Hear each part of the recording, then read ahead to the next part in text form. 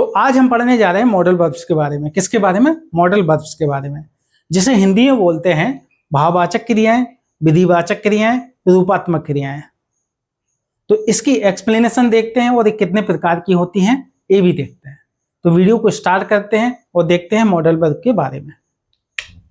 तो क्या पढ़ने जा रहे हैं आज? मॉडल वर्ब, जिसे हिंदी में क्या बोलते हैं? भाववाचक क्रियाएं और विधिवाचक क्रियाएं और रूपात्मक क्रियाएं। तो ध्यान रखना, मॉडल वर्ब को हिंदी में क्या क्या बोला जाता है? भाववाचक क्रियाएं, विधिवाचक क्रियाएं और रूपात्मक क्रियाएं। इस चीज का आपको ध्यान रखना है। तो इसकी एक्सप्लेनेशन देखते हैं आगे। देखिए, मॉडल वर्ब क्या है? वे सहायक क्रियाएं हैं, लिखा हुआ है मॉडल वर्ब वे सहायक क्रियाएं हैं जो मुख्य क्रिया किसके साथ?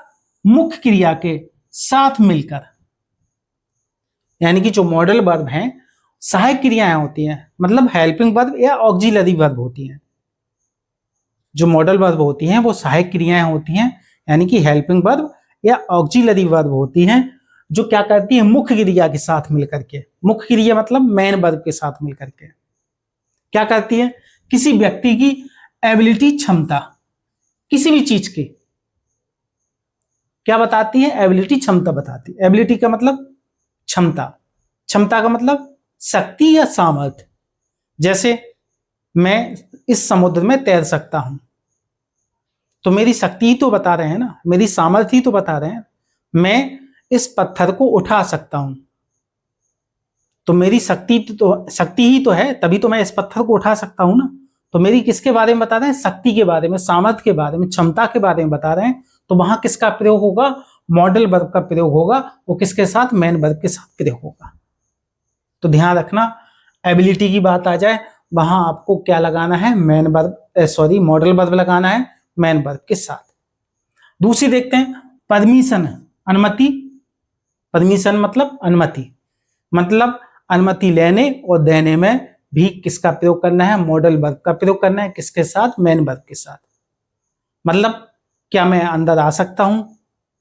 तुम जा सकते हो? तो ये अनुमति लेना और देना तो होगा।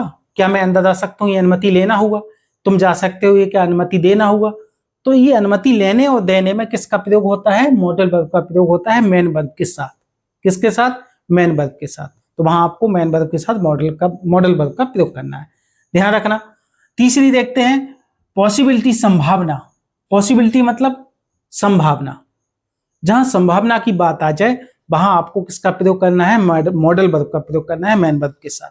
जैसे आज बारिश हो सकती है, तो ये संभावना की बात हो रही है, बारिश हो भी सकती है और नहीं भी हो सकती है ना। पॉसिबिलिटी की बात आ रही है, तो वहां आपको किसका प्रयोग करना है? मॉडल वर्ब का प्रयोग करना है मेन वर्ब के साथ। एडवाइस, सलाह, सलाह की बात हो रही हो, जहां सलाह की मतलब तुम्हें किताब पढ़नी चाहिए, तुम्हें अपने माता पिता की सेवा करनी चाहिए, ऐसे वाक्य आ जाएं तो वहां क्या करना है आपको? यही करना है कि जो मॉडल वर्ब है वो मेन वर्ब के साथ प्रयोग करनी है। तो ध्यान रखना, जहां एडवाइस की बात आए, सलाह की बात आए, वहां मेन वर्ब, जो मॉडल वर्ब है वो मेन वर्ब के साथ आएगी, ये ध्यान रखना है। आगे देखिए, नेसेसिटी, आवश्यकता। नेसेसिटी, आवश्यकता।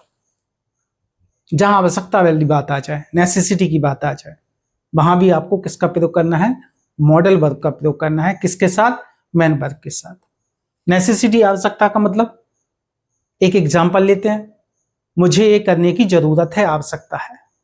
तुम्हें ये करने की जरूरत नहीं, आवश्यकता नहीं है। तो ऐसे वाक्य आ जाए वहां आपको क्या करना है? मॉडल वर्ब का प्रयोग करना है मेन वर्ब के साथ। ऑब्लिगेशन, कर्तव्य। जहां ड्यूटीज की बात आ जाए, कर्तव्य की बात आ जाए, वहां भी आपको किसका प्रयोग करना है? मॉडल वर्ब का मेन वर्ब के साथ।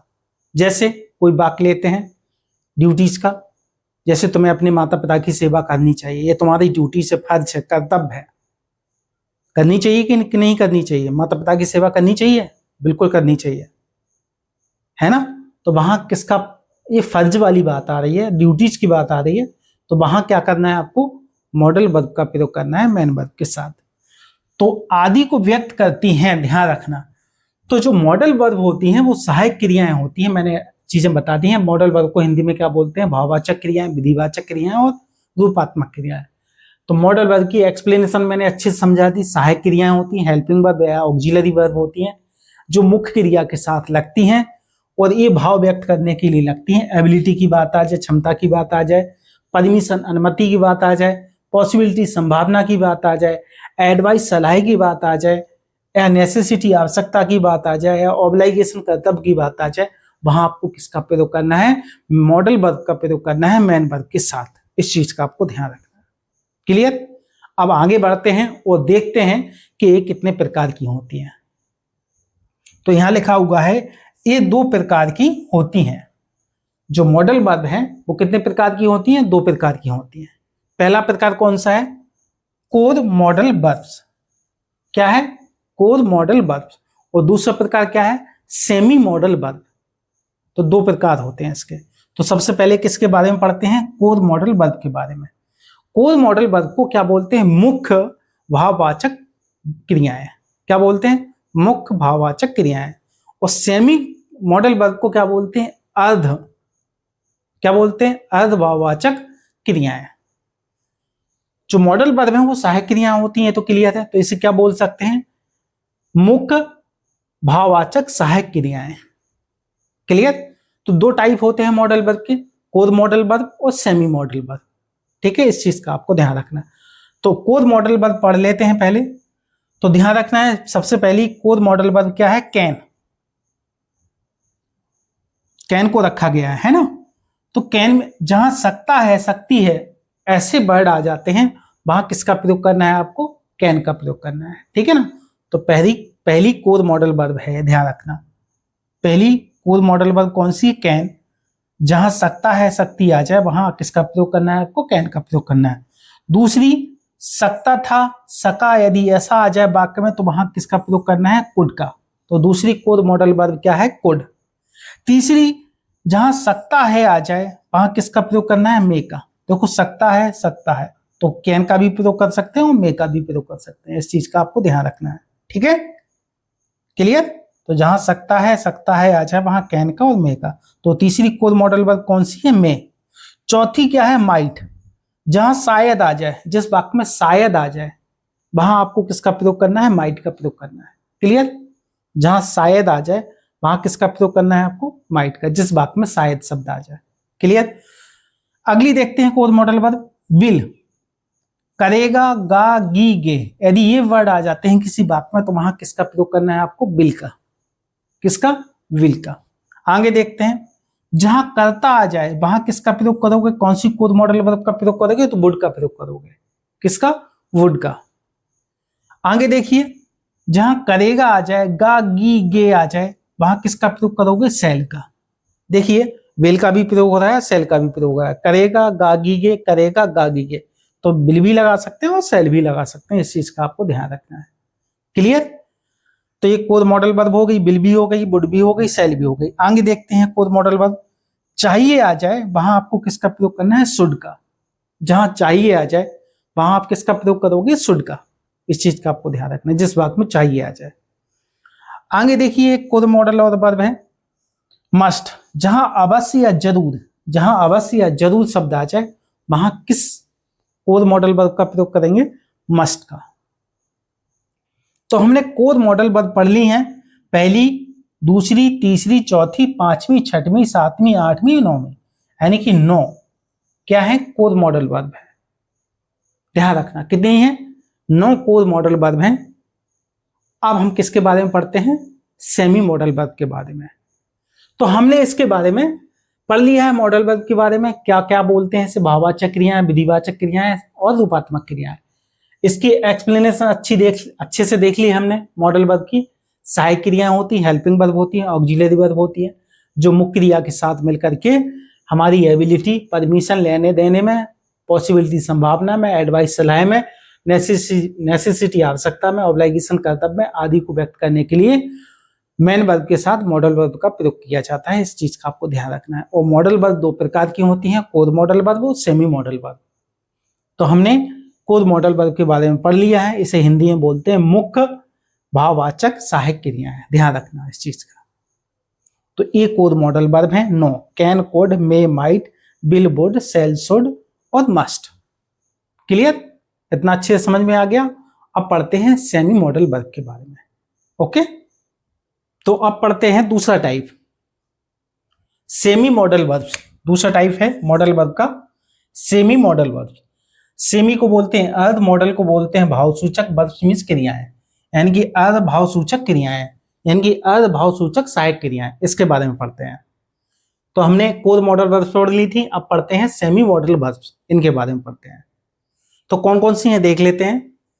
पहली है ought to। क्या है ought to? ought to means चाहिए। जहां चाहिए आ जाए वाक्य में वहां आपको क्या लगाना है, ought to लगाना है। क्या लगाना है, ought to।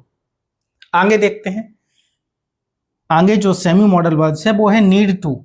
नीड सिंगल भी लगती है और टू के साथ भी लगती है, तो ध्यान रखना अकेली भी लगती है और टू के साथ भी लगती है। तो जहां आवश्यकता होना आ जाए वाक्य में वहां आपको क्या लगाना है, नीड टू लगाना है। क्या लगाना है, नीड टू। आवश्यकता है वहां नीड लगाना है, ठीक है ना। डियर, देखिए डियर अगली है जो सेमी मॉडल वर्ब है वो है डियर टू।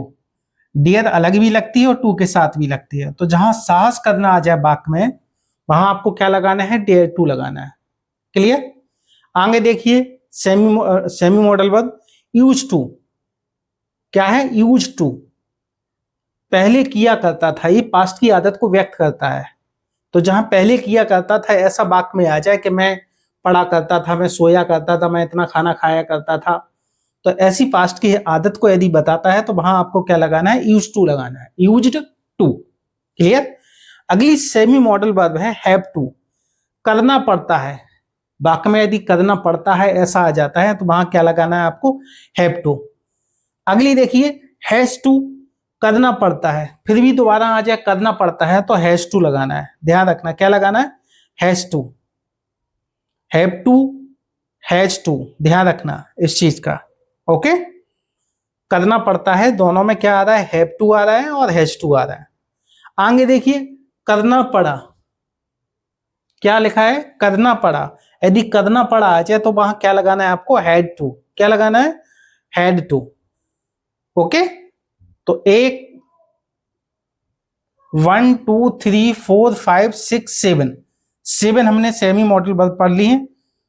8 8वीं है, 8 है जो बी एबल टू, सक्षम होना। जहां सक्षम होना की बात आ जाए वहां क्या लगाना है आपको, बी एबल टू।